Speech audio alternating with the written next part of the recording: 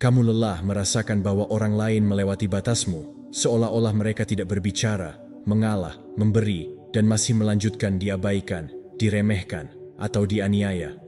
Jadi, pesan ini untukmu karena rasa hormat tidak diminta, tetapi dipaksakan. Dan bukan dengan berteriak, bukan dengan agresi, tetapi dengan kehadiran, dengan batas-batas yang tegas, dengan tindakan yang lebih keras daripada kata-kata. Hari ini, kamu akan mengerti bagaimana caranya dihormati tanpa mengemis untuk itu. Bagaimana cara berhenti menjadi orang yang disukai semua orang. Mereka pikir mereka bisa memanipulasi. Dan bagaimana mulai berjalan dengan otoritas yang tidak ada yang berani mengabaikanmu. Kamu tidak datang ke dunia ini untuk diinjak-injak. Bangkitkan kekuatanmu. Sebelum kau memulai, saya ingin kamu pergi ke kolom komentar dan tuliskan kalimat ini. Mulai hari ini, kedamaian dan rasa hormatku tidak bisa ditawar. Aku orang yang tabah. Lakukan sekarang. Tulislah dengan niat, karena ketika kamu mendeklarasikannya, saat kamu mengulanginya, ketika kamu melihatnya tertulis, itu direkam di alam bawah sadar kamu, dan itu bukan hanya sekadar frasa, melainkan sebuah keputusan yang dimulai hari ini, yang dapat sepenuhnya mengubah cara kamu memperlakukan dirimu sendiri dan cara kamu diperlakukan.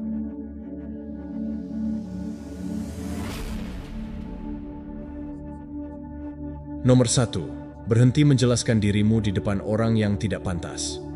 Berhentilah menjelaskan dirimu kepada orang yang tidak tahu bagaimana menjelaskannya. Berhentilah memohon untuk dipahami. Di mana saja ada penghakiman, ada orang-orang yang tidak peduli apapun yang kamu katakan. Tidak peduli seberapa banyak kamu berusaha untuk membenarkan tindakanmu. Mereka telah memutuskan siapa dirimu. Mereka tidak mencarimu untuk mengerti. Kamu hanya mengkonfirmasi gambarnya yang terdistorsi, yang telah diciptakan oleh mereka. Jadi, mengapa menjelaskannya kepadamu? Buang-buang kata-katamu, waktumu, dan energi pikiranmu pada orang yang sudah tertutup telinga. Kamu dituntut untuk dihormati, bukan untuk mengemis, dan yang menuntut penjelasan darimu tanpa keinginan untuk mendengarkanmu tidak akan menghormati. Berapa kali kamu melihat dirimu sendiri terjebak dalam percakapan di mana setelah berbicara, kamu merasa seolah-olah tidak didengar? Di mana setiap upaya untuk mengklarifikasi niatmu berbalik melawanmu, seolah-olah kata-katamu adalah senjata yang dimiliki orang lain untuk menegaskan penolakannya. Itu melelahkan dan tidak ada gunanya. Kamu tidak dilahirkan untuk diabaikan oleh semua orang atau untuk menyenangkan harapan orang lain. Berhenti membela kebenaranmu terhadap mereka yang tidak peduli. Tidak ada orang yang tertarik untuk bertemu denganmu jika mereka belum siap untuk memahami kamu, dan itu bukan masalahmu. Tugasmu bukan untuk menjelaskannya. Berulang kali, mungkin tampak mulia meskipun adil, tetapi kenyataannya adalah bentuk perbudakan emosional setiap saat. Ketika kamu membenarkan cara hidupmu kepada seseorang yang tidak menghargaimu, kamu memberikan sebagian dari kekuatanmu. Secara pribadi, kamu mengatakan bahwa pendapat mereka tentangmu lebih penting daripada kedamaianmu, dan itu ada harganya. Itu melemahkanmu. Itu menguras energimu dan membuatmu merasa lebih tidak aman. Ilmu pengetahuan mendukung kebutuhan akan persetujuan eksternal yang berhubungan langsung dengan kecemasan, rendahnya harga diri, dan ketergantungan emosional. Hidup mencari persetujuan adalah hidup yang terjebak dalam stoicisme. Memahaminya dengan kejelasan yang brutal, Epictetus mengatakannya tanpa ragu. Jika ada orang yang berbicara buruk tentangmu, janganlah bersikap bodoh dengan membenarkan dirimu. Kamu harus memiliki alasanmu yang sederhana dan kuat. Orang bijak tidak perlu dipahami karena dia tidak mencari validasi eksternal. Bahkan kedamaian hatinya tidak bergantung pada penilaian orang lain. Hidup menurut kebajikan, dan itu sudah cukup baginya jika orang lain memahaminya dengan baik. Namun, juga, orang stoik hidup selaras dengan kodratnya, bukan dengan pendapat orang lain. Ambil waktu sejenak dan amati hidupmu. Berapa banyak orang yang kamu beri penjelasan yang tidak pernah bertanya dengan hormat, tetapi dengan persyaratan? Berapa banyak orang yang kamu beri akses ke interiormu yang tidak layak? Mulai hari ini, pilihlah situasi di mana kamu biasanya akan membenarkan dirimu sendiri dan tidak melakukannya, bukan karena kesombongan, tetapi karena harga diri. Katakanlah apa yang kamu pikirkan, bertindaklah dengan integritas, dan diamlah. Perhatikan apa yang mereka rasakan. Detik-detik pertama tidak memberi penjelasan mungkin di awal terasa bersalah. Rasa bersalah adalah refleksi dari pengkondisian yang telah kita alami. Tolong jelaskan meyakinkan, tetapi jangan berhenti menyalahkan. Kebebasan itu sementara dan bertahan lama. Berhenti membenarkan sesuatu pada dirimu sendiri. Kamu mendapatkan kembali ruang mentalmu dan merasa lebih ringan. Keputusanmu mulai mengalir dari dirimu, bukan dari harapan orang lain. Kamu tidak lagi terikat pada apa yang mereka pikirkan. Berhenti menunggu persetujuan, dan dengan ini, kamu menjadi pemilik hidupmu sendiri. Energi yang sebelumnya dihabiskan untuk diskusi kosong sekarang diinvestasikan untuk membangun, menciptakan, dan bergerak maju. Itu seperti menutup pintu yang menjadi jalan keluarnya kekuatan pribadimu. Dan akhirnya, simpanlah ini dalam hatimu. Yang terpenting, ketika kamu berhenti menjelaskan dirimu sendiri, kamu menemukan siapa yang sangat menghargaimu.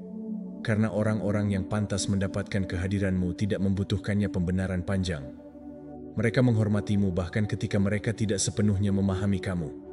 Mereka mempercayai penilaianmu. Jika mereka pernah meminta penjelasan darimu, mereka melakukannya dari rasa ingin tahu, bukan karena penghakiman. Jadi, ya, kamu bisa berbicara di sana, membangun jembatan, tetapi sebelum mereka yang mempertanyakanmu karena ketidakpercayaan, iri hati, atau hinaan, itu diam saja. Kamu tidak berkewajiban untuk menjelaskan dirimu sendiri. Kamu tidak dipaksa untuk meyakinkan siapapun tentang dirimu. Itu milikmu. Siapapun yang ingin berjalan bersamamu, lakukanlah dengan hormat. Dan siapapun yang tidak, amati dari jauh. Karena hidupmu bukan pengadilan, dan kamu bukan terdakwa. Kamu penulis cerita hidupmu, dan kamu tidak perlu mempertahankan setiap kata yang kamu tulis. Nomor 2, berjalanlah dengan bermartabat.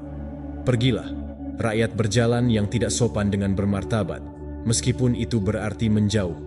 Tidak semua orang pantas mendapatkan kehadiranmu. Tidak semua orang pantas mendapatkanmu.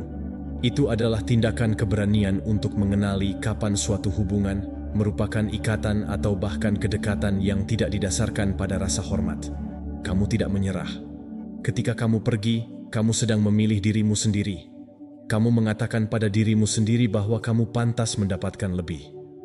Meskipun kadang menyakitkan, itu adalah cinta diri dalam bentuk paling murni. Ada orang-orang yang menormalkan penghinaan. Mereka menutupi rasa tidak hormat mereka dengan lelucon, sarkasme, atau manipulasi emosional. Orang yang melewati batas berkali-kali berharap kamu tidak mengatakan apapun, tapi kamu tidak di sini untuk itu. Kamu tidak dilahirkan untuk terbiasa dengan pelecehan. Menanggungnya adalah hal yang tak tertahankan. Jika seseorang tidak menghargai suaramu, waktumu, energimu, atau esensimu yang paling berani, satu-satunya hal yang bisa kamu lakukan adalah berjalan dengan bermartabat ke arah yang berlawanan.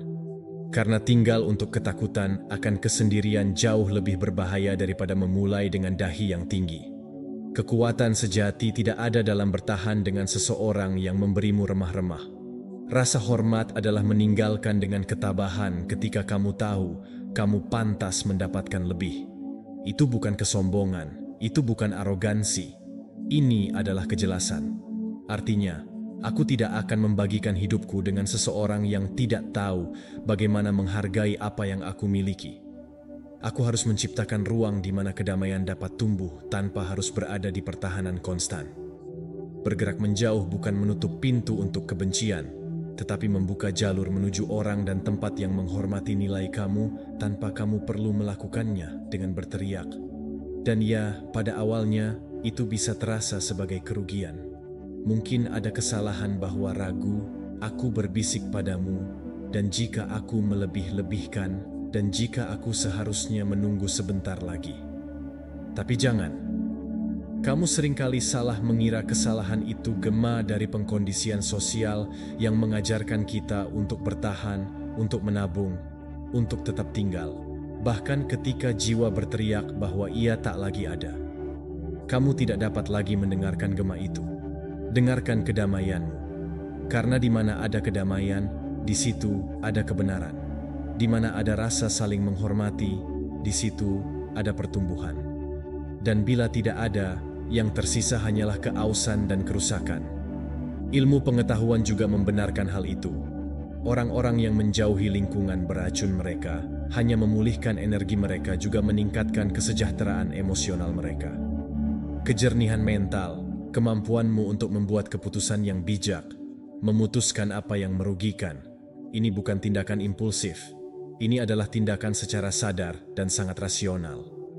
Orang sehat yang mengambil kedamaianmu adalah kamu mengambil lebih dari yang terlihat darimu. Menghilangkan kualitas emosional selama bertahun-tahun. Mimpi yang harus diwujudkan. Pindah bukan hanya sekadar melarikan diri adalah pernyataan. Aku tidak akan menggadaikan kedamaian untuk dekat dengan siapapun yang tidak menghormati stoisisme. Ingatlah bahwa kita tidak dapat mengontrol bagaimana orang lain bertindak, tetapi kita bisa memilih jawaban kita. Epictetus mengatakan, bukan orang lain yang mengganggu kita, tetapi diri kita sendiri. Pendapat tentang mereka, tetapi ketika itu pendapat didasarkan pada fakta-fakta yang konstan. Tidak menghormati pilihan paling bijaksana adalah jarak. Bukan karena benci, tetapi karena keseimbangan.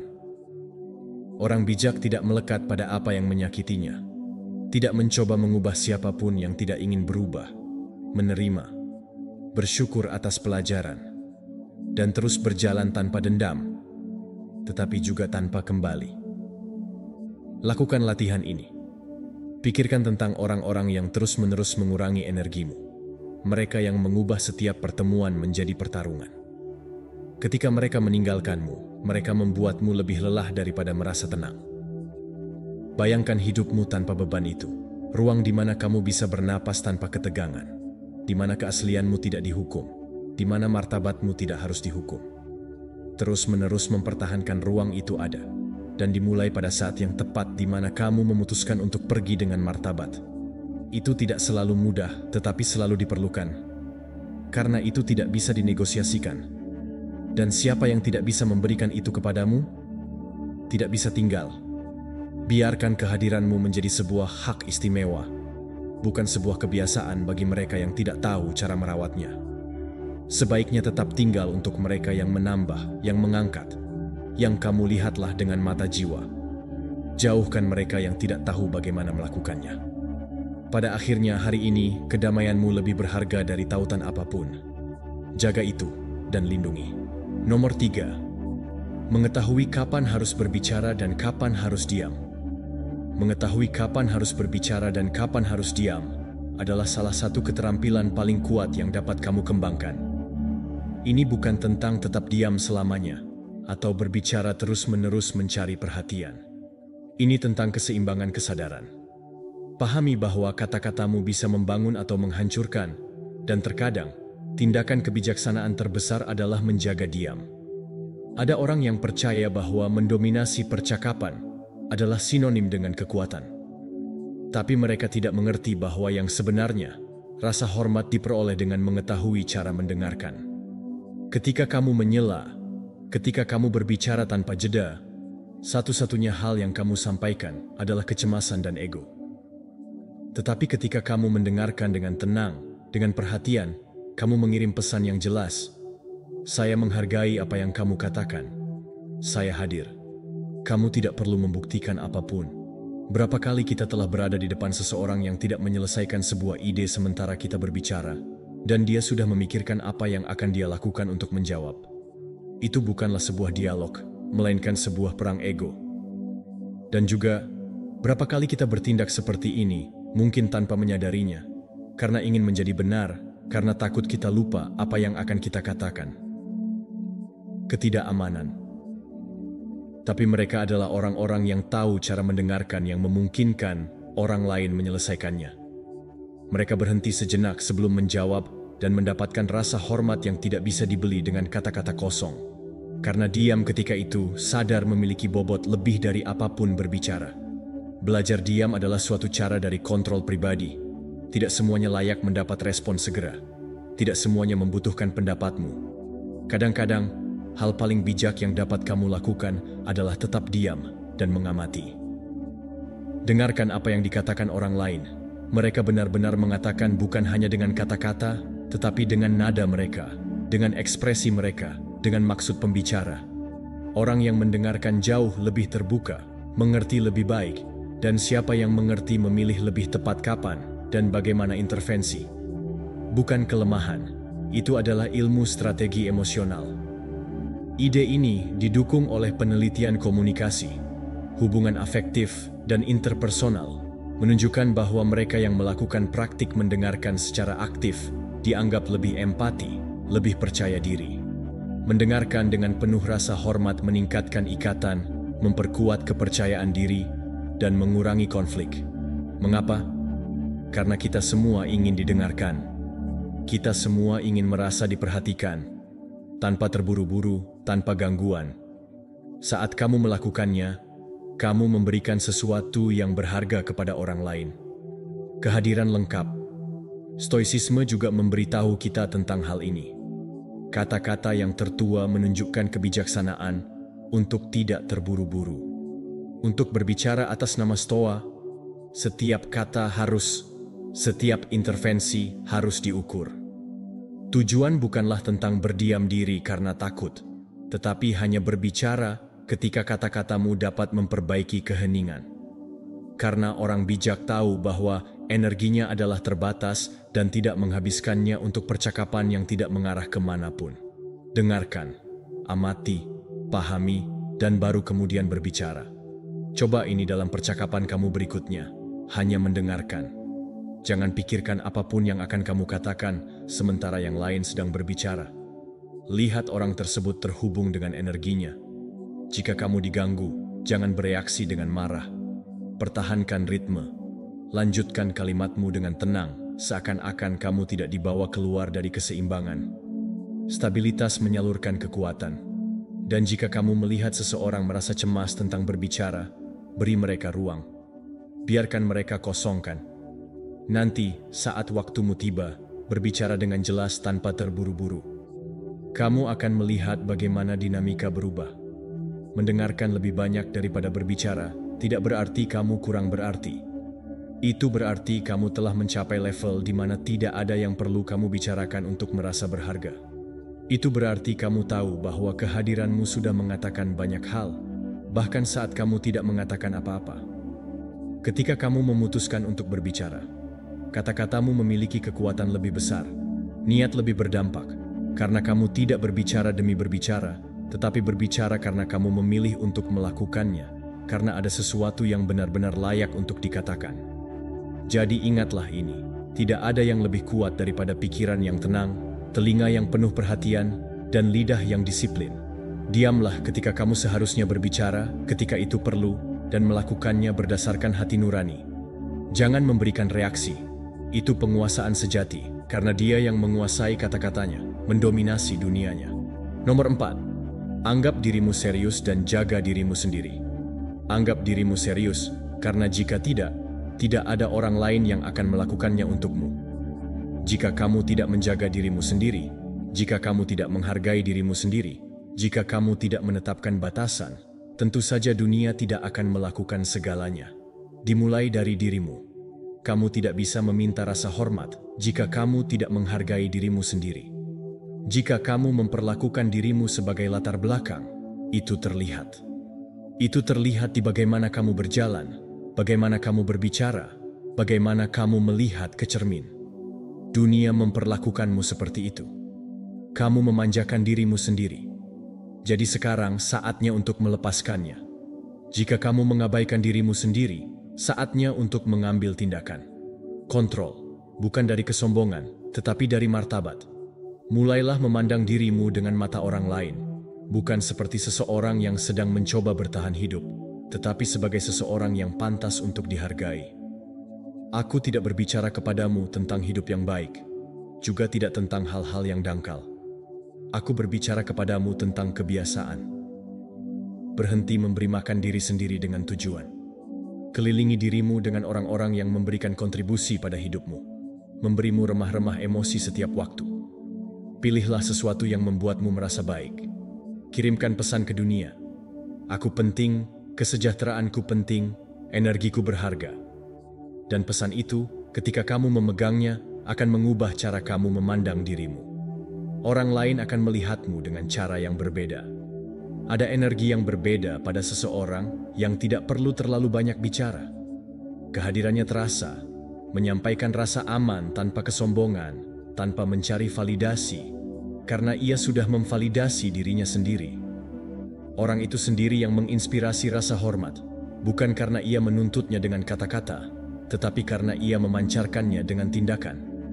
Dan semuanya dimulai pada saat kamu memutuskan untuk memprioritaskan dirimu sendiri, bukan karena ego, tetapi karena cinta diri. Renungkan sejenak, apa yang telah kamu biarkan orang lain lakukan padamu? Kerusakan apa yang kamu korbankan? Tolong orang lain. Berapa kali kamu mengabaikan kebutuhanmu sendiri untuk mempertahankan gambaran agar tidak mengganggu rasa hormat? Itu dibangun dari kehidupan sehari-hari. Tidurlah dengan nyenyak sampai kamu belajar untuk mengatakan tidak. Jaga pikiranmu hingga menjauh dari hal-hal yang tidak baik bagimu. Kamu perlu mengubah hidupmu dalam satu hari. Tapi ya, kamu perlu memutuskan bahwa kamu tidak akan lagi terus mengabaikan. Ilmu pengetahuan menegaskan bahwa orang-orang yang melakukan praktik perawatan diri yang menjaga kesehatan harga diri lebih dihormati. Hubungan yang lebih sehat dilihat sebagai pemimpin, sebagai panutan, sebagai orang yang layak untuk menghabiskan waktu bersama. Mengapa? Karena mereka tidak menjadi beban bagi orang lain. Karena dengan menjaga diri mereka sendiri, mereka juga meningkatkan kualitas diri mereka.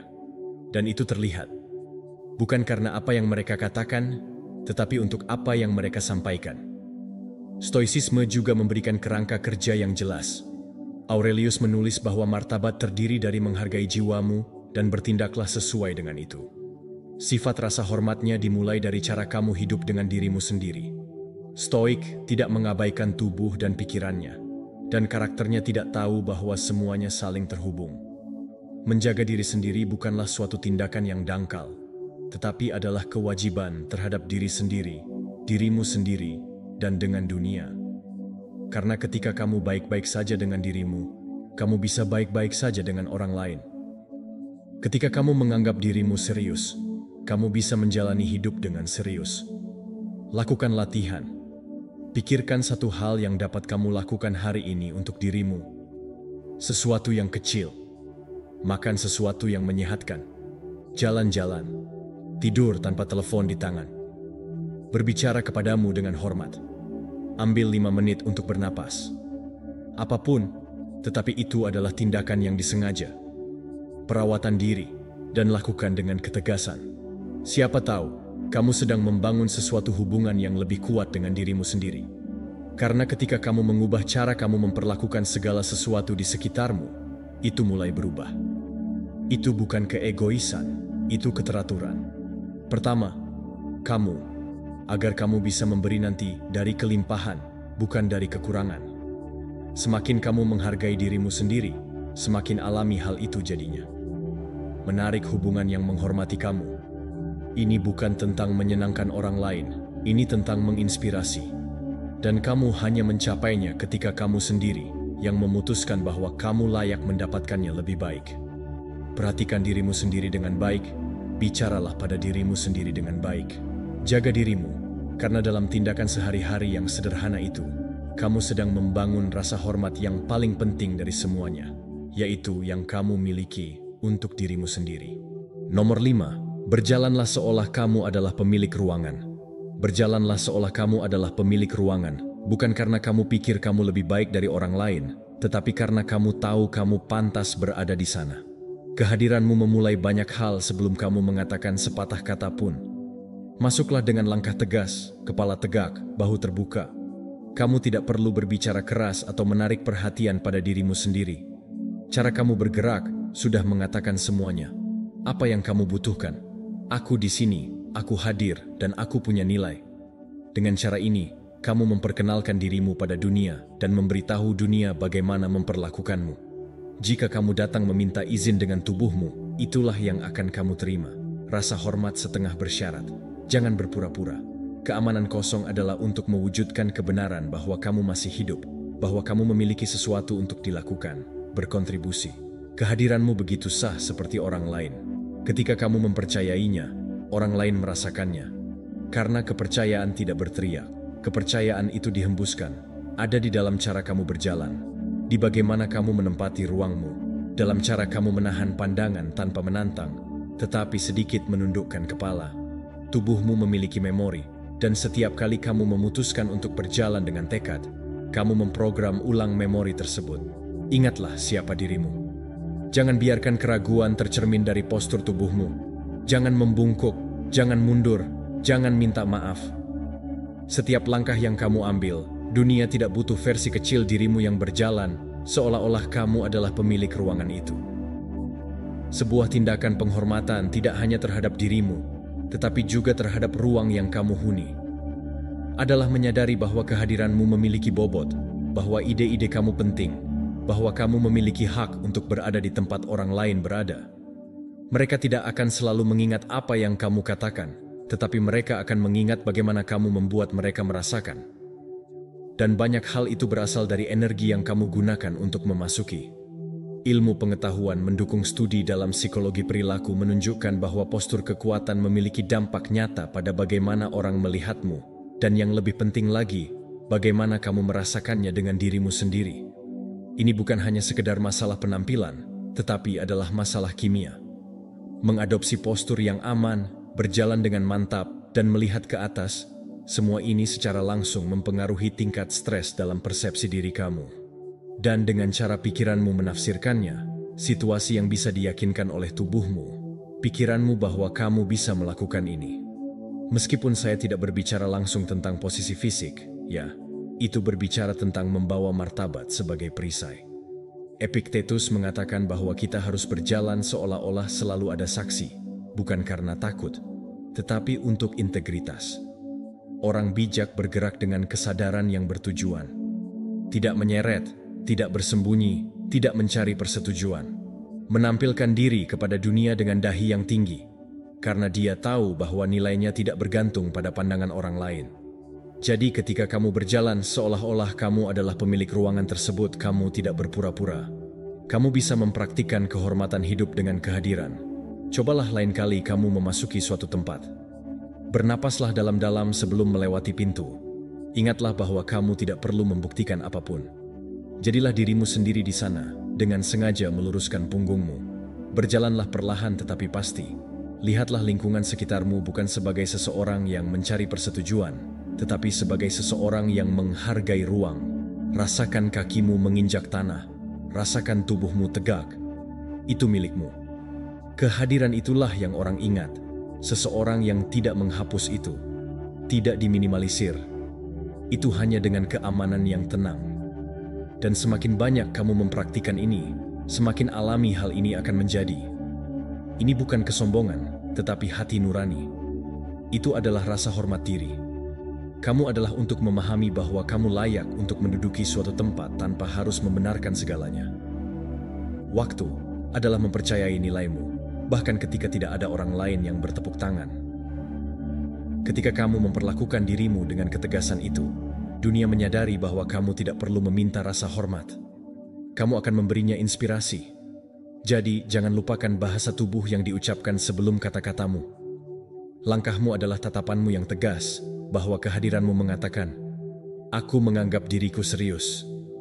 Dan ketika kamu menganggap dirimu serius, orang lain juga melakukannya. Itulah bedanya antara lulus, menerima, dan meninggalkan jejak. Nomor 6. Jangan pernah biarkan siapapun melihatmu mengemis. Jangan pernah biarkan siapapun melihatmu mengemis. Karena ini adalah permainan bangga. Tapi karena setiap saat kamu memohon, kamu memberikan sebagian dari dirimu yang tidak seharusnya.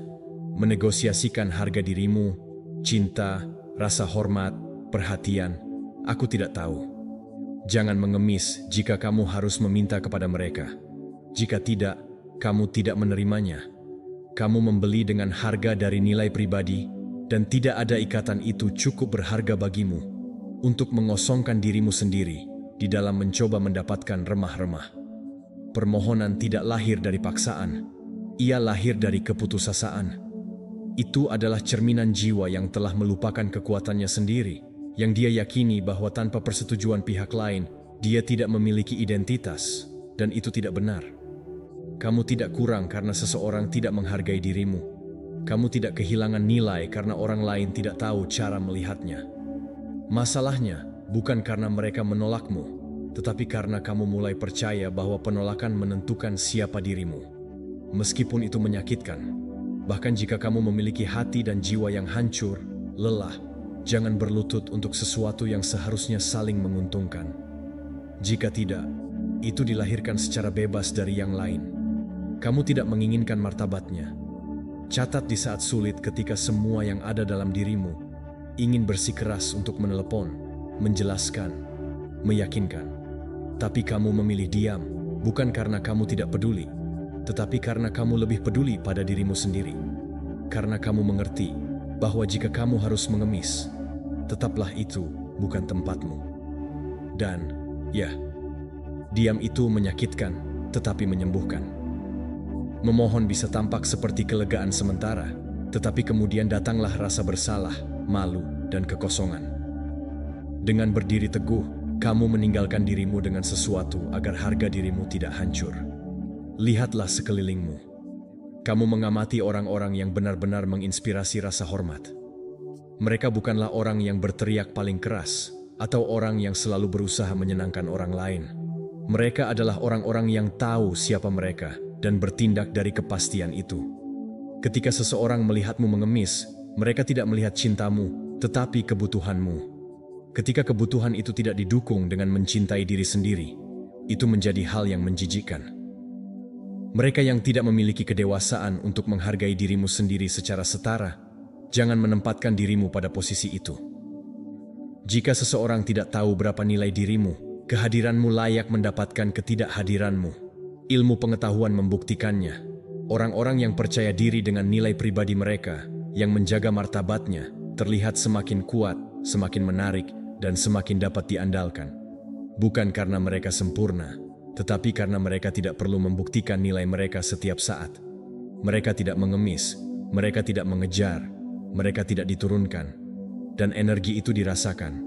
Orang-orang akan memperhatikan ketika kamu bersedia kehilangan dirimu sendiri untuk mempertahankan orang lain di dekatmu. Dan ketika mereka melihatmu, mereka kehilangan rasa hormat. Bahkan jika kamu tidak melihatnya, Stoicisme segera menjelaskannya. Epictetus mengajarkan bahwa satu-satunya hal yang benar-benar kamu miliki adalah pikiranmu, kemauanmu, kemampuanmu untuk memutuskan. Jika kamu mengemis, kamu menyerahkannya pada orang lain. Kamu mengatakan bahwa mereka memiliki lebih banyak kekuatan atasmu daripada dirimu sendiri, dan itu bertentangan dengan filsafat Stoik. Orang bijak bisa mencintai, bisa sangat menghargai hubungan, tetapi tidak pernah karena kebutuhan, selalu dari kebebasan. Jika yang lain tetap, itu karena dia mau, bukan karena kamu memintanya. Lakukan latihan. Pikirkan tentang saat-saat ketika kamu bersikeras lebih dari yang seharusnya. Hitunglah berapa kali kamu mengirim pesan yang kamu tahu tidak seharusnya kamu kirim. Bahwa kamu meminta penjelasan dari seseorang yang sudah memilih untuk tidak memberimu apapun. Kamu merendahkan suaramu, keterbatasanmu, harga dirimu sendiri karena tidak ingin kehilangan seseorang. Sekarang lihatlah dirimu hari ini. Kamu masih di sini. Kamu selamat. Kamu belajar. Kemudian, waktu berikutnya, kamu menemukan dirimu di ambang pengemis. Bernapaslah, ingatlah siapa dirimu, dan ambillah langkah kembali. Kamu tidak perlu meyakinkan siapapun tentang mencintaimu. Kamu tidak harus mengemis perhatian. Kamu tidak perlu memaksakan apa yang seharusnya mengalir. Ketika kamu berdiri di atas harga dirimu, ketika kamu berhenti berlari setelah apa yang tidak ingin kamu capai, kamu mengubah energimu. Dan dari situlah kamu menarik hubungan yang berbeda, lebih nyata, lebih sehat, karena mereka tidak lagi harus diselesaikan. Kamu hanya ingin berbagi. Jangan lupakan ini. Siapapun yang pantas tidak akan membuatmu mengemis. Dan siapapun yang kamu paksakan untuk melakukannya, itu tidak pantas untuk kamu tinggalkan. Nomor 7. Belajar berhenti bicara. Bila perlu. Belajarlah untuk berhenti berbicara bila perlu, karena keheningan berbicara lebih dari 1000 kata-kata yang tidak perlu. Anda mengisi masing-masing ruang dengan penjelasan yang tidak perlu, dengan rincian yang tidak relevan. Semakin banyak Anda berbicara, semakin Anda mengencerkan dampak ide-ide Anda. Ada kekuatan dalam mengetahui kapan harus berhenti. Ada kekuatan dalam mengetahui kapan harus diam, karena ketika Anda berbicara dengan niat tanpa basa-basi, setiap kata menjadi berbobot, dan setiap frasa meninggalkan bekas. Ketika Anda berbicara tanpa kendali, kata-kata itu menjadi kebisingan latar belakang. Banyak orang percaya bahwa banyak bicara adalah sinonim kecerdasan atau keahlian, tetapi pada kenyataannya, mereka yang paling dihormati adalah mereka yang tahu kapan harus berbicara dan kapan tidak. Bukan karena malu, tetapi karena strategi. Bukan karena ketidakamanan, tetapi untuk keamanan. Jika Anda tahu nilai diri Anda dan tahu bahwa apa yang Anda katakan sudah jelas, Anda tidak perlu mengulanginya atau memperindahnya. Anda melepaskannya dan membiarkannya melakukan tugasnya. Belajarlah untuk memberi ruang bagi yang lain untuk memprosesnya. Keheningan adalah salah satu bentuk kepercayaan tertinggi dalam diri Anda. Diam itu baik. Saat Anda berhenti sejenak setelah mengatakan sesuatu yang penting, Anda membiarkan orang lain merasakan beban kata-kata Anda, seperti menjatuhkan batu ke dalam air. Jangan sentuhnya sendirian, lihatlah bagaimana gelombang itu mengembang. Ini bukan kepasifan, ini adalah kehadiran. Ini adalah mengetahui bahwa Anda tidak perlu memaksakan apapun untuk mewujudkannya. Memahami orang-orang yang selalu mencari untuk berbicara lebih banyak, menjelaskan lebih banyak, dan membenarkan lebih banyak, seringkali mereka melakukannya karena takut tidak cukup. Tetapi Anda tidak di sini untuk meyakinkan siapapun bahwa Anda ada. Ekspresikan diri Anda dengan jujur. Jika Anda menyadari bahwa orang-orang tidak peduli ketika Anda berbicara, mungkin bukan apa yang Anda katakan, tetapi seberapa banyak Anda mengatakannya. Perhatian memiliki batas, dan rasa hormat juga. Ketika Anda berbicara dengan tepat, tanpa basa-basi yang tidak perlu, apa yang Anda katakan masuk lebih dalam. Jelas bahwa Anda memiliki kejelasan, bahwa Anda tidak berimprovisasi karena kecemasan. Orang-orang menghormati siapa yang mereka ajak bicara, ketegasan tetapi juga dengan singkat. Bukan dengan kelangkaan, tetapi dengan fokus, karena ada keamanan bagi mereka yang tidak merasa perlu mengisi setiap detik dengan percakapan. Psikologi komunikasi didukung oleh orang yang tahu bagaimana berbicara dengan tenang. Apa yang mereka lakukan? Jeda yang menyisakan ruang dilihat sebagai lebih dapat diandalkan, lebih bijaksana, lebih serius. Bukan karena mereka berkata lebih sedikit, tetapi karena mereka berkata apa yang diperlukan. Ada penelitian yang menunjukkan bahwa mereka yang mengambil istirahat strategis saat berbicara mencapai perhatian yang lebih besar, dampak yang lebih besar, dan lebih dihormati. Karena ketika Anda berbicara lebih sedikit, orang-orang lebih banyak mendengar, dan apa yang mereka dengarkan. Stoicisme juga mengingatkan kita. Ini mengajarkan bahwa orang bijak mengatakan apa yang tidak seharusnya dikatakan. Mereka tidak berbicara untuk mengisi kekosongan. Mereka berbicara ketika itu berguna, ketika itu diperlukan, ketika ada kebajikan di dalamnya. Apa yang akan mereka katakan, dan kemudian mereka diam, karena tidak perlu validasi, karena tidak berusaha menyenangkan, karena mereka tahu bahwa terkadang respons terbaik adalah kehadiran. Keheningan yang terbawa dengan baik bisa lebih fasih daripada pidato apapun. Terapkan hal ini pada saat Anda berikutnya dalam percakapan penting. Jangan terburu-buru dan katakan apa yang ingin Anda katakan dengan kejelasan, lalu amati. Dengarkan. Jangan berlari untuk mengisi kesunyian. Biarkan yang lain menjawab dalam lingkungan tenang, dan Anda akan melihat bagaimana kehadiran Anda menjadi lebih kuat, bagaimana kata-kata Anda terukir, bagaimana orang lain mengingat Anda. Mereka melihat Anda berbeda karena Anda tidak ada di sana bereaksi karena kebutuhan, tetapi bertindak dari tujuan. Bukan tentang berbicara sedikit, tetapi tentang berbicara dengan niat, menggunakan kata-kata sebagai alat, bukan sebagai pelarian. Diam juga merupakan bagian dari pesan. Karena ketika Anda menangani kesunyian, Anda mengatur ritme. Dan ketika Anda mengatur ritme, Anda menguasai percakapan. Belajarlah untuk berhenti pada saat yang tepat. Belajarlah untuk percaya pada apa yang sudah Anda katakan. Dan belajarlah bahwa tidak semuanya harus dikatakan. Karena terkadang kekuatan yang sebenarnya ada pada jumlah yang Anda putuskan untuk dirahasiakan. Nomor 8. Tetap tidak reaktif dalam situasi apapun. Tetap tidak reaktif dalam situasi tekanan tinggi. Kekuatan yang sebenarnya bukanlah berteriak lebih keras, bukan dalam merespons segera, maupun dalam menunjukkan bahwa Anda memiliki kata terakhir. Kekuatan sejati ada dalam pengendalian diri, dalam jeda sadar yang Anda berikan kepada diri sendiri ketika segala sesuatu di lingkungan Anda ingin mendorong Anda untuk kehilangan pikiran Anda. Jeda adalah emas. Itu adalah perbedaan antara bereaksi seperti semua orang atau merespons seperti seseorang yang diketahui mampu mengendalikan dan tidak menyerahkan kedamaian batinnya kepada siapapun. Provokasi ada dalam kendali. Itu tidak berarti Anda tidak merasakannya. Itu berarti Anda memutuskan apa yang harus dilakukan dengan apa yang Anda rasakan. Anda mungkin terbakar di dalam, tetapi Anda memilih untuk bernapas. Anda bisa diserang, tetapi Anda memilih untuk tidak membalas. Anda mungkin dikelilingi oleh ketegangan, tetapi Anda memilih untuk menjadi pusat keseimbangan. Dan itu bukan kepasifan, itu adalah kekuatan emosional, yaitu rasa hormat terhadap diri Anda. Karena siapapun yang kehilangan kendali kehilangan kekuasaan, dan siapapun yang memeliharanya, menyebarkannya tanpa memilikinya. Tidak mengatakan apapun saat Anda bereaksi secara impulsif, mengirim pesan yang sangat jelas ke dunia. Tidak ada seorang pun di luar diri saya yang memiliki kekuatan untuk mengendalikan keadaan internal saya. Dan percayalah, orang-orang memperhatikan Anda. Ketika mereka melihat Anda tidak marah di depan kritik orang lain, bahwa Anda tidak membela diri dengan cara yang impulsif, agar tidak mudah terprovokasi, orang-orang akan menghormati Anda. Bukan karena Anda dingin, tetapi karena Anda tegas.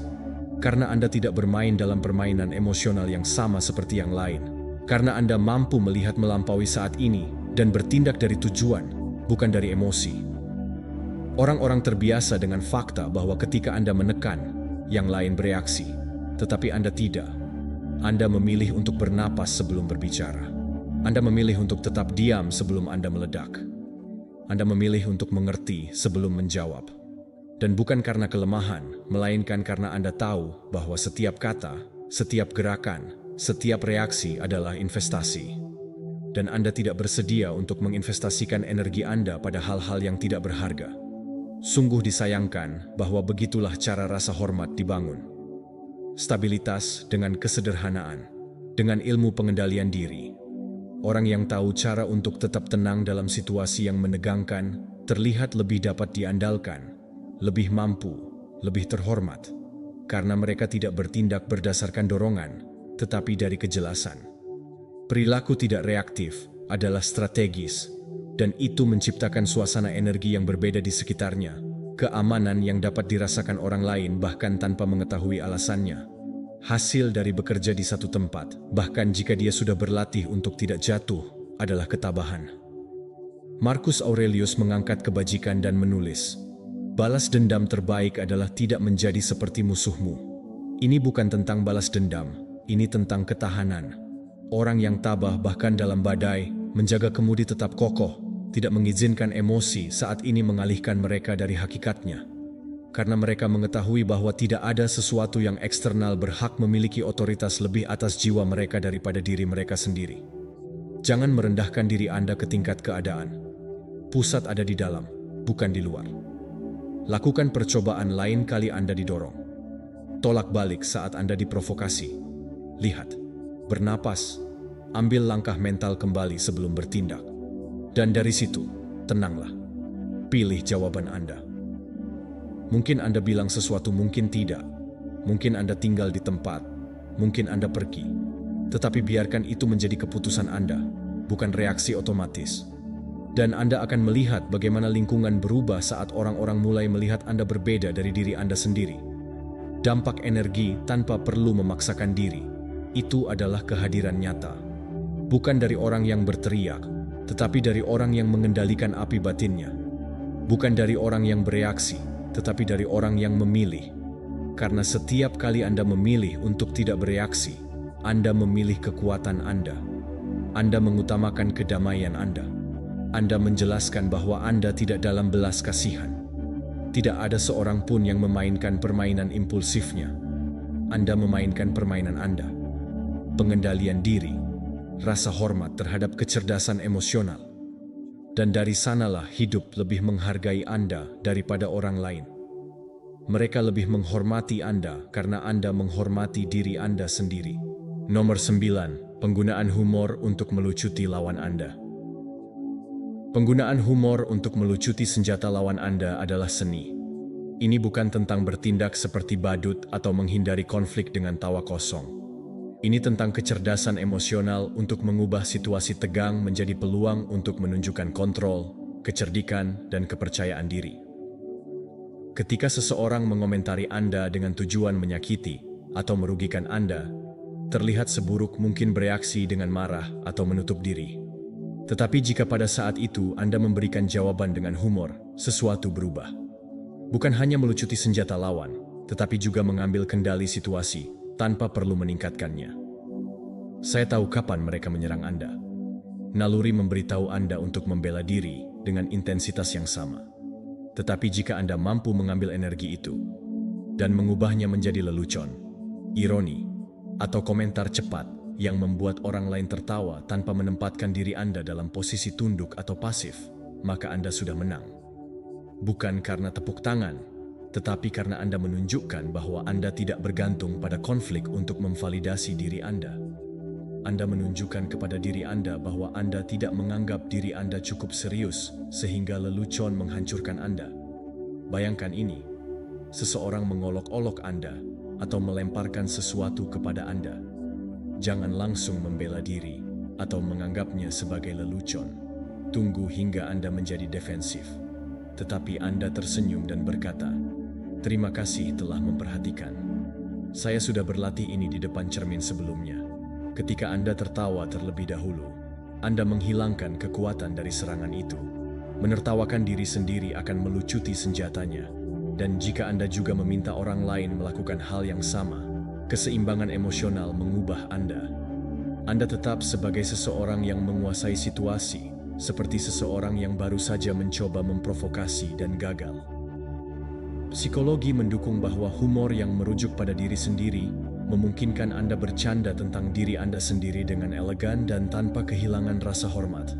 Orang yang tahu menimbulkan simpati, menertawakan diri mereka sendiri, dianggap lebih aman, lebih dekat, lebih autentik. Ketika Anda mengonversi tawa menjadi tawa terbahak-bahak, Anda mengurangi ketegangan. Humor umum bertindak sebagai jembatan, tidak seperti tembok, dan itu memberi Anda kekuatan yang tidak merendahkan tetapi bebas. Tetapi hati-hati, jangan sampai mengejek orang lain. Ini tidak menanggapi dengan agresi yang terselubung. Bercanda adalah mengubah serangan menjadi sesuatu yang ringan. Ini adalah mengambil sesuatu yang bisa saja menjadi luka dan mengubahnya menjadi tawa. Itu seperti menggunakan kekuatan orang lain, seperti dalam judo. Saat momentum mereka tidak seimbang, Anda hanya memberikan sedikit perubahan pada kata-kata Anda, dan sisanya jatuh sendiri. Jangan turunkan diri Anda ke level menghina.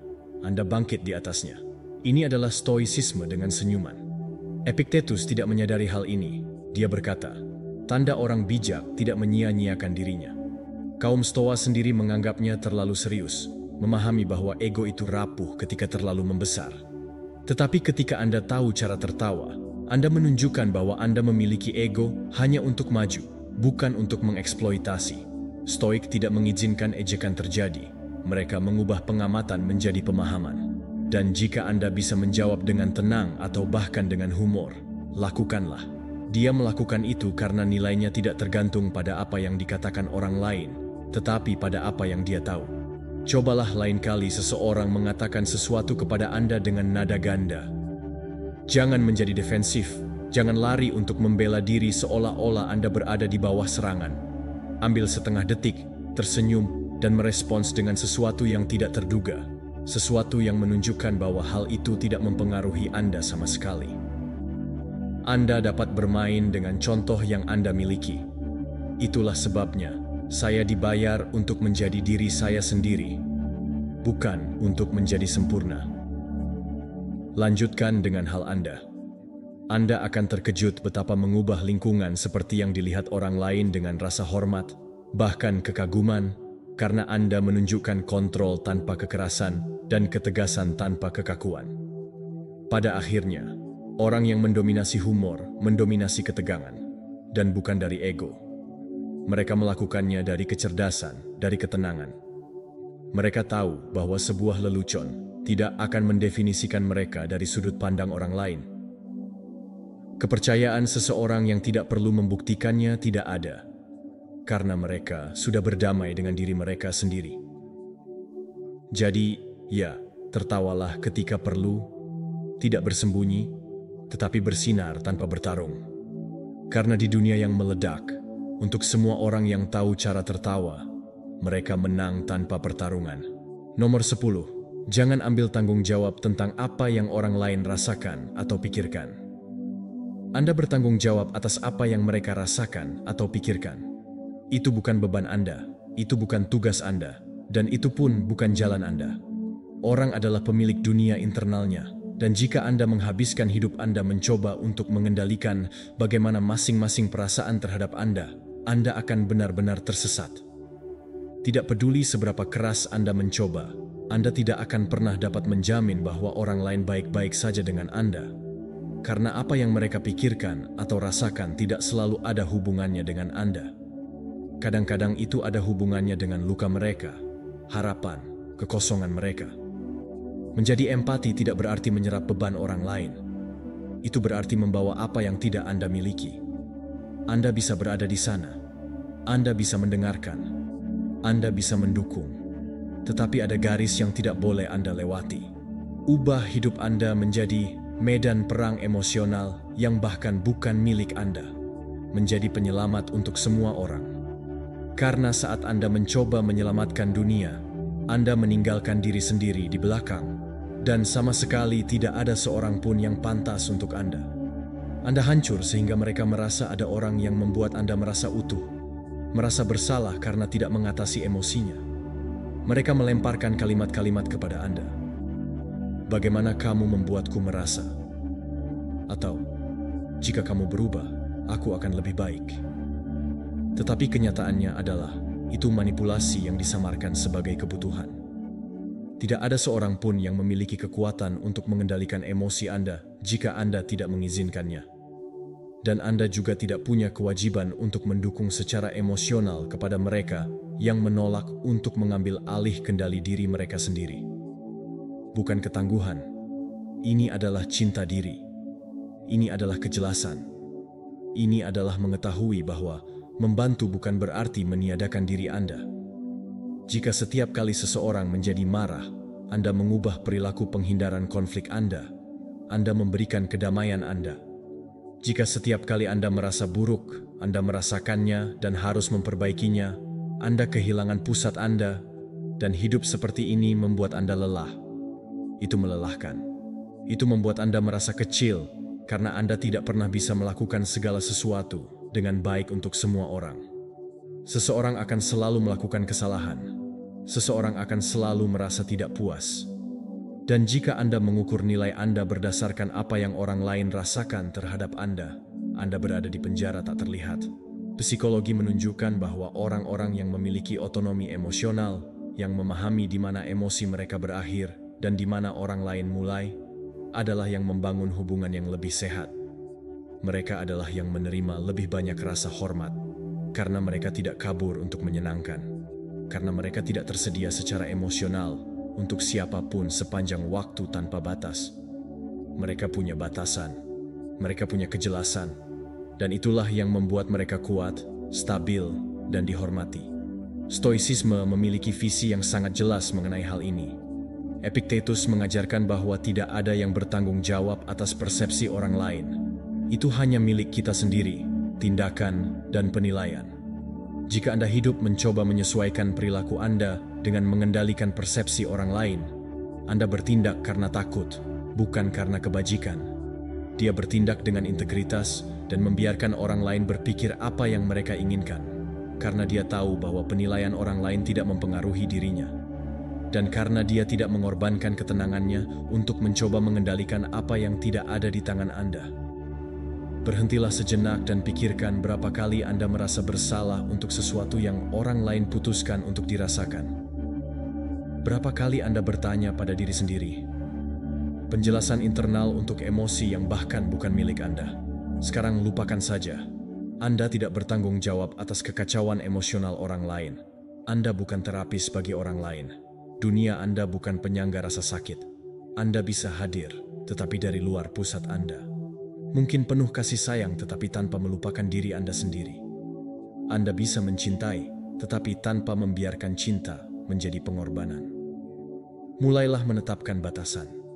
Ketika seseorang memproyeksikan rasa frustrasinya kepada Anda, tarik napas dalam-dalam. Jangan membela diri, jangan menjelaskan semuanya. Katakan saja, itu milikmu, bukan milikku, dan lanjutkan harimu. Bukan karena Anda tidak peduli, tetapi karena Anda belajar untuk menjaga kedamaian Anda. Karena Anda mengerti bahwa kesejahteraan Anda tidak bisa bergantung pada pasang surut emosional orang lain. Dan di sanalah titik keseimbangan. Sesuatu yang hebat terjadi. Anda membebaskan diri, Anda menghargai diri Anda bertanggung jawab atas diri Anda sendiri. Anda dan hanya Anda. Dan dari tempat itu, dunia mulai memperlakukan Anda secara berbeda. Nomor 11. Jaga prestasi Anda, tetap diam. Simpanlah pencapaian Anda dalam diam. Bukan karena mereka tidak berharga, tetapi karena Anda tidak membutuhkannya untuk diumumkan.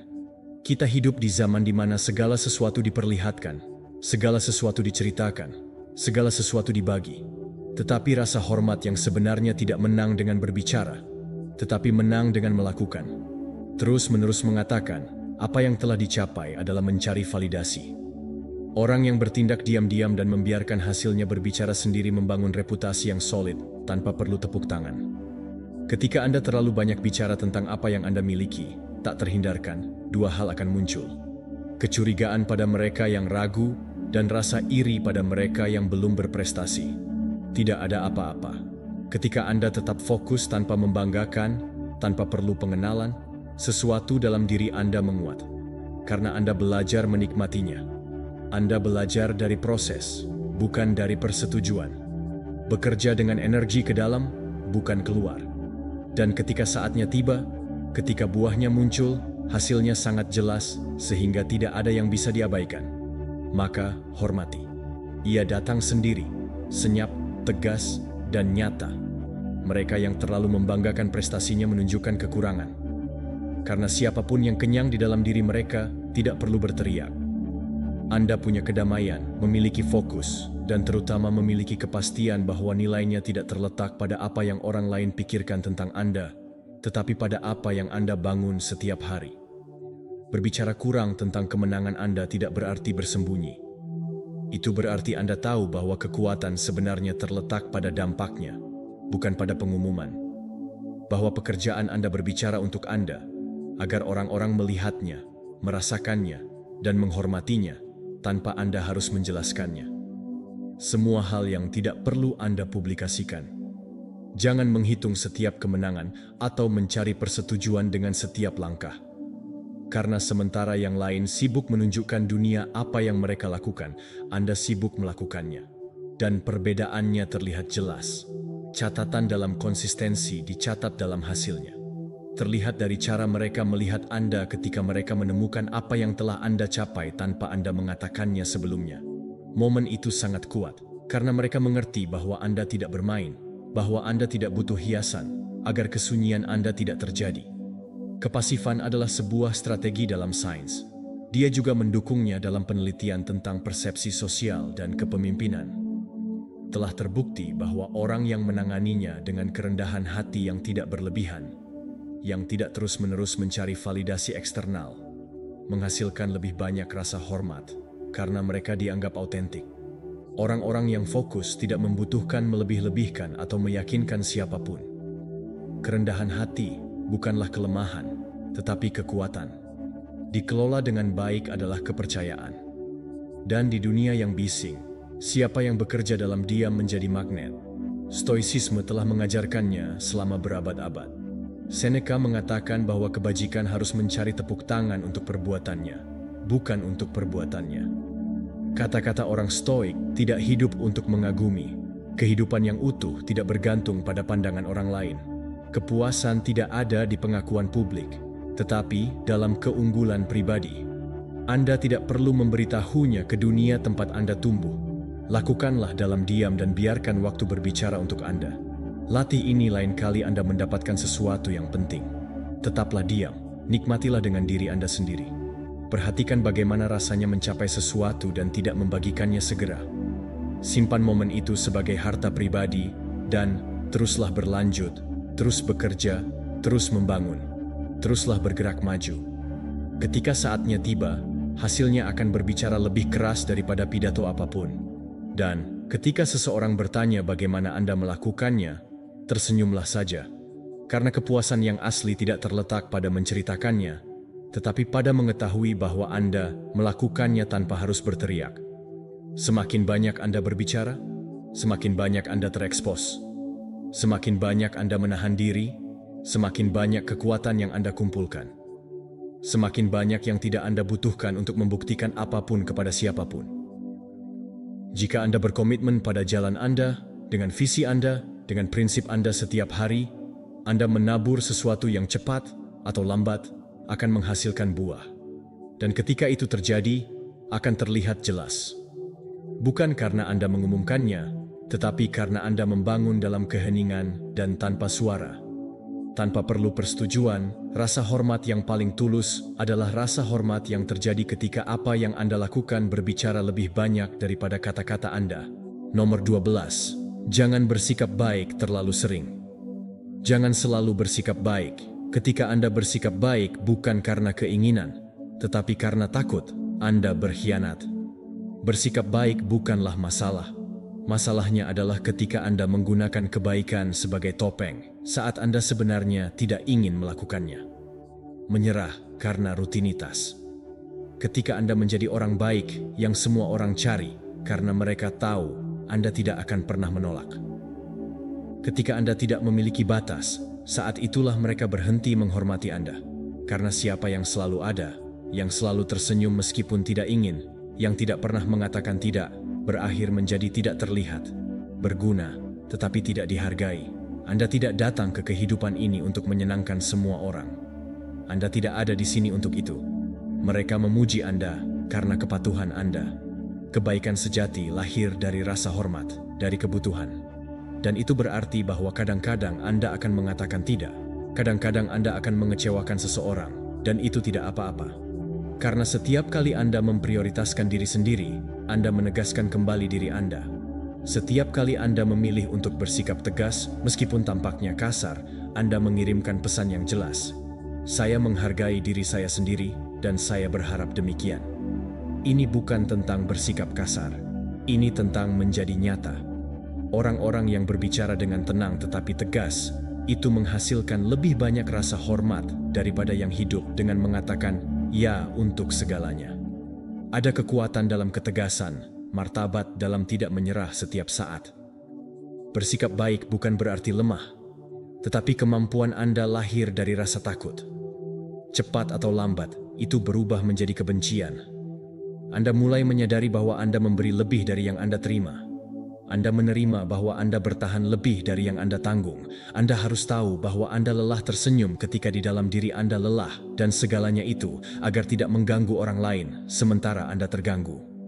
Psikologi sosial mengonfirmasi bahwa orang-orang yang menetapkan batasan yang jelas, yang melindungi waktu, ide-ide, dan emosi mereka, dianggap lebih kuat, lebih stabil, dan lebih terhormat. Karena mereka tidak membiarkan diri mereka dibentuk oleh tekanan sosial. Mereka tidak mencari persetujuan terus-menerus. Mereka tahu bahwa menyenangkan semua orang tidak mungkin dan mereka dilepaskan. Dan dalam hal itu, kebebasan menunjukkan kekuatannya. Siapa yang tidak perlu menyenangkan lebih bersinar? Karena setiap penolakan yang Anda berikan adalah persetujuan untuk penolakan Anda sendiri. Stoicisme juga berbicara tentang kesejahteraan. Dia menulis bahwa kita tidak boleh hidup untuk menyenangkan semua orang. Karena itu berarti meninggalkan hidup sesuai akal budi. Orang bijak tidak mencari dengan senang hati. Mereka berusaha bertindak dengan kebajikan. Kebajikan terkadang dilihat sebagai keteguhan, tetapi integritas adalah koherensi. Stoik tidak takut untuk mengatakan apa yang mereka pikirkan. Rasa hormat tidak takut menolak apa yang sedang terjadi, melawan kedamaian mereka. Karena mereka tahu bahwa setiap konsesi yang tidak perlu melemahkan jiwa mereka. Dan bahwa bersikap tegas juga merupakan suatu bentuk mencintai diri sendiri. Lakukan latihan berpikir dalam situasi di mana Anda selalu menyerah. Orang yang tidak pernah Anda tahu bagaimana cara mengatakannya. bukan komitmen yang selalu Anda terima, bahkan jika Anda tidak menginginkannya. Kali ini, ubahlah, katakan tidak.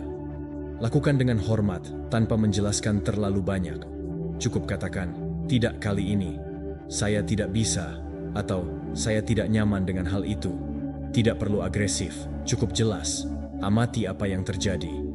Mungkin mereka melihat Anda berbeda, mungkin mereka akan terkejut, mungkin mereka akan mempertanyakan Anda, tetapi mungkin juga mereka mulai lebih menghormati Anda, karena siapa yang tidak menetapkan batasan tidak dihargai.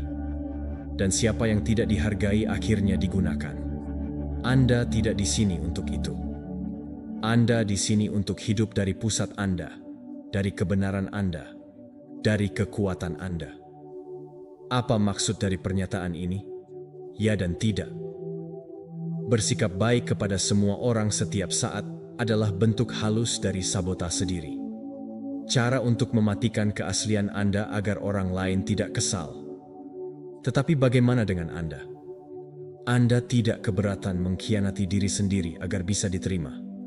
Rasa hormat yang sejati lahir ketika orang-orang melihat bahwa Anda tidak perlu diterima oleh semua orang.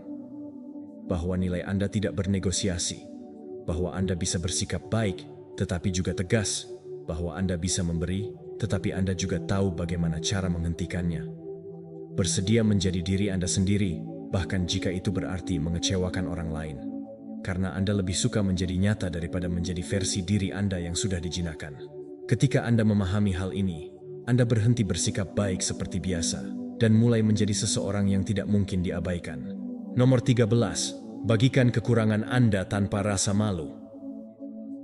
Bagikan kekurangan Anda tanpa rasa malu. Jangan menyembunyikannya, jangan mengarangnya, jangan menutupinya. Hindari mereka karena ketika Anda menerimanya, ketika Anda mengenalinya, kekuatan terjadi. Anda berhenti menjadi fasad dan menjadi orang yang nyata. Dunia tidak terhubung dengan kesempurnaan. Dunia terhubung dengan keaslian. Dan ada perbedaan besar antara berpura-pura aman dan benar-benar memilikinya. Keamanan sejati lahir ketika Anda bisa menatap kekurangan Anda di mata dan katakan, "Ya, ini aku juga dan tidak apa-apa." Anda tidak harus berpura-pura semuanya ada di bawah kontrol.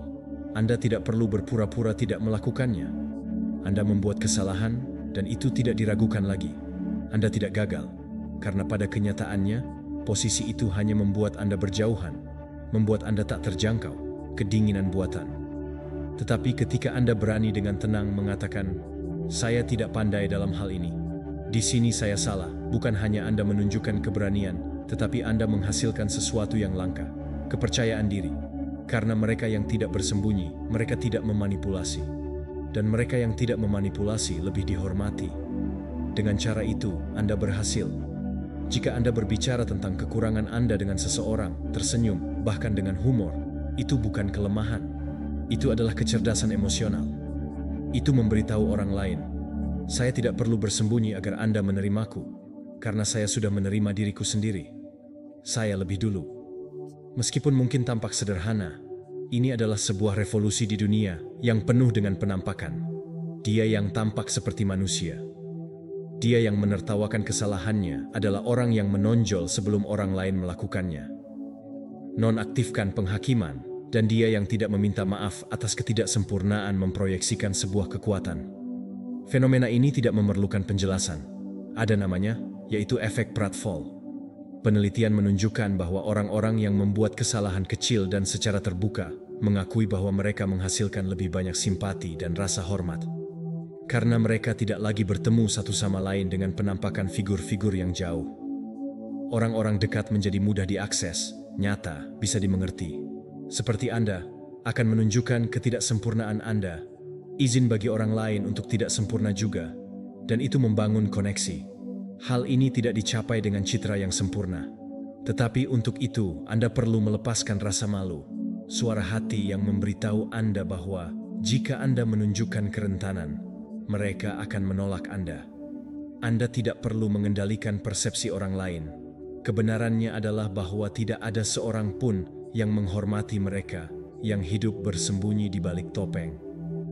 Rasa hormat lahir ketika seseorang bisa melihat diri Anda lengkap dengan keutamaan dan kebaikan Anda, cacat, dan melihat bahwa Anda tidak mencoba terkesan, tetapi untuk berbagi dan menjadi.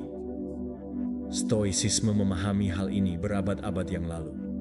Marcus Aurelius, Kaisar Roma, dan salah satu tokoh Stoa yang paling hebat, menulis dalam meditasi bahwa tidak perlu takut menunjukkan kesalahan Anda karena Anda mengenalinya. Itu adalah langkah pertama untuk memperbaikinya. Orang bijak tidak malu dengan bayangannya. Mereka menerangi karya tersebut, mengamatinya dengan ketenangan tanpa drama, karena mereka tahu bahwa menyembunyikan kekurangan tidak membuatnya menghilang, itu hanya menguburnya. Dan orang yang stoik tidak ingin menguburnya hidup-hidup, terlihat kuat. Berusaha untuk menjadi kuat, dan menjadi kuat adalah menerima tanpa kesombongan, tanpa rasa bersalah, dan tanpa takut.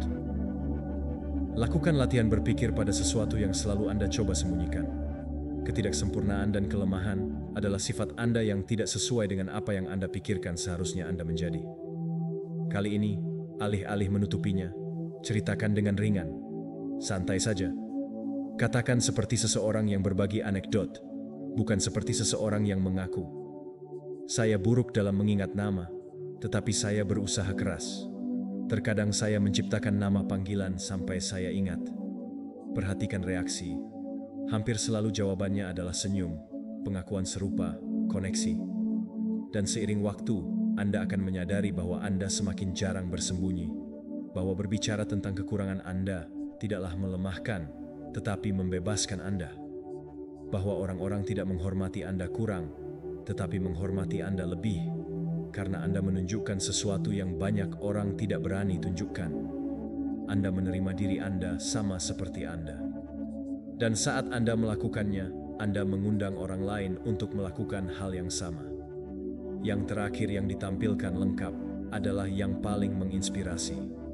Karena di dunia yang meminta Anda untuk kesempurnaan, untuk memiliki keberanian untuk berkata, saya juga punya bayangan, mengubah seseorang menjadi seseorang yang tak terlupakan.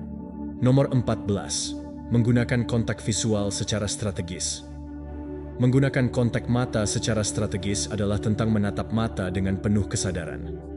Kontak mata bukan hanya sekadar alat sosial, ia adalah bahasa kekuatan. Diam adalah cara untuk mengatakan, aku di sini, aku tidak takut, aku tidak akan pergi, tanpa mengucapkan sepatah kata pun. Anda tidak perlu menjaga kontak mata dalam kondisi konstan. Cukup lakukan secara sengaja selama 3 hingga 5 detik tanpa ragu, lalu lihat ke arah lain secara alami. Sebagian besar orang yang menghadapi stres cenderung mengalihkan pandangan mereka karena ketidaknyamanan dan ketidakamanan. Namun, ketika Anda memutuskan untuk menahan tatapan itu selama beberapa detik lebih lama, tanpa agresi dan tanpa kekakuan, kehadiran Anda akan mempengaruhi orang lain. Ini adalah kombinasi antara ketegangan dan kelonggaran yang menghasilkan dampak otoritas langsung tanpa agresi.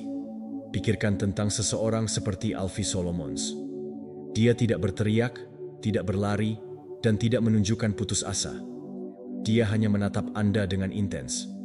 Ketika Anda merasa bahwa Anda telah mengungkapkan semua yang ingin dia katakan dengan tatapan mata, dia akan melepaskan Anda, dan dalam tindakan itu, mengirimkan lebih banyak kekuatan daripada banyak orang yang berbicara dengan kata-kata. Tatapan yang digunakan dengan presisi seperti jangkar yang memperkuat kehadiran Anda di ruang tersebut dan membuat orang lain memperhatikan, menghormati, dan mendengarkan Anda. Ini adalah pernyataan diam-diam bahwa Anda tidak melarikan diri dari kendali ketika berada dalam percakapan yang menegangkan. Penting untuk menjaga kontak mata bukan sebagai orang yang menantang, tetapi sebagai orang yang tenang. Biarkan orang lain melihat bahwa Anda hadir, lalu dengan lembut putuskan kontak mata, lihat ke arah lain, atau hanya bersantai. Pendekatan yang bergantian antara kehadiran yang kuat dan istirahat visual membuat Anda tidak tampak kaku atau menghindar. Anda justru terlihat seimbang dan aman. Keseimbangan ini bersifat magnetis, dan banyak orang menghargainya. Studi dalam psikologi perilaku menunjukkan bahwa orang yang menggunakan kontak mata dianggap lebih dominan, lebih percaya diri, dan lebih dapat diandalkan, sementara mereka yang menghindari kontak mata atau menahannya terlalu intens dapat menciptakan ketidaknyamanan atau bahkan penolakan. Tunjukkan kehadiran tanpa mengintimidasi, dan ketika Anda mencapai titik tengah dalam komunikasi, Anda akan naik level. Stoicisme juga berhubungan dengan hal ini. Epictetus mengajarkan bahwa seseorang harus selalu hadir tetapi tidak cemas. Bahasa tubuh orang Stoik tidak merendahkan kepala dalam menghadapi konflik. Mereka tidak menghindari ketegangan, tetapi juga tidak mencarinya. Mereka mengamati dengan tenang, berdiri tegak, dan tubuh mereka, termasuk tatapan, mencerminkan ketenangan itu. Ini bukan tatapan agresif, ini adalah tatapan yang sadar. Dalam kesadaran itu, mereka menyembunyikan semua kekuatannya. Ketika Anda berbicara dengan seseorang dalam situasi yang sulit, jangan tundukkan pandangan Anda. Pertahankan kontak mata selama 3-5 detik. Bernapaslah dengan normal, dan jangan lakukan itu dari ketegangan. Lakukan dari ketenangan, lalu putuskan kontak mata dengan lembut. Terus bicaralah, tetapi biarkan percakapan mengalir dengan alami. Jangan dipaksakan, dan lihat bagaimana reaksi orang lain berubah. Sesuaikan energi Anda, bahkan turunkan nada. Karena tatapan Anda yang sering digunakan adalah alat kepemimpinan yang diam. Semakin sering Anda berlatih, semakin alami hal ini akan menjadi. Anda tidak perlu memikirkannya lagi. Ini akan menjadi bagian dari kehadiran Anda. Ini bukan tentang berusaha memaksakan diri, tetapi tentang hadir untuk menunjukkan bahwa Anda tidak memiliki apapun yang perlu disembunyikan. Siapapun yang dapat mengendalikan pandangannya, maka dia juga dapat mengendalikan emosinya, dan siapapun yang menguasai emosinya akan menguasai saat ini. Dalam wilayah yang tenang, rasa hormat yang sejati lahir. Nomor 15, pertahankan waktumu. Pertahankan waktumu. Tidak ada yang lebih penting dari menghargai waktu. Hidup Anda dibangun menit demi menit, dan setiap kali Anda mengizinkan seseorang membuang-buang waktu Anda mengirim pesan bahwa waktu Anda kurang berharga. Ini adalah kerendahan hati, ini adalah kurangnya batasan. Jika seseorang selalu terlambat dan tidak menghormati jadwal Anda, jika rencana berubah tanpa pertimbangan, itu bukan suatu kebetulan, itu adalah kebiasaan. Jika Anda tidak menghentikan kebiasaan itu, maka itu akan menjadi norma. Mempertahankan waktu Anda bukan hanya agar orang lain menghormati Anda, itu juga untuk mengingatkan diri Anda sendiri bahwa apa yang Anda bangun itu penting. Ketika seseorang tidak memberitahu bahwa mereka akan terlambat, atau ketika Anda berasumsi bahwa Anda bisa menunggu tanpa masalah, Anda secara diam-diam memberitahu mereka bahwa tanggung jawab dan prioritas Anda tidak sama pentingnya dengan milik mereka. Adalah penting untuk memperkuat gagasan ini. Jangan mencoba membuat drama tentang itu. Miliki keberanian untuk mengatakan bahwa Anda merasa terganggu karena mereka tidak menghargai waktu Anda. Jika mereka tidak menghargai waktu Anda, mereka akan terus mengulanginya. Sedikit demi sedikit, Anda juga mulai hidup seolah-olah waktu Anda tidak berharga. Bangun batasan. Jika rapat dimulai pada waktu, maka mulailah pada saat itu. Jika seseorang terus-menerus terlambat, jangan tunggu lagi dengan energi yang sama seperti biasanya. Jangan memberi mereka hadiah dengan ketersediaan penuh Anda. Katakan dengan hormat tetapi tegas. Ketika Anda menghormati waktu sendiri, orang lain akan memperhatikannya, dan itu akan mengubah seluruh dinamika interaksi Anda. Mulailah melihat diri Anda sebagai seseorang yang tidak akan terbawa oleh informalitas orang lain, tetapi sebagai seseorang yang memiliki kejelasan. Orang yang menetapkan batasan yang jelas dan tidak membiarkan interupsi konstan atau penundaan tanpa konsekuensi terlihat lebih berharga, karena memproyeksikan sinyal bahwa mereka berkomitmen pada apa yang mereka lakukan, termasuk menghargai diri mereka sendiri. Harga diri dirasakan, dan persepsi itu menciptakan rasa hormat dan penghargaan yang tidak diminta, tetapi dihasilkan dari apa yang Anda lakukan, bahkan dalam detail kecil. Stoicisme memiliki pandangan yang sangat kuat tentang hal ini. Seneca menulis bahwa bukan kita memiliki sedikit waktu, tetapi kita menyia-nyiakannya. Waktu adalah satu-satunya sumber daya yang setelah itu pergi, tidak akan pernah kembali. Bagi seorang yang tabah, waktu bukanlah obsesi, itu adalah disiplin. Kita tidak perlu hidup terburu-buru, tetapi kita harus hidup dengan niat.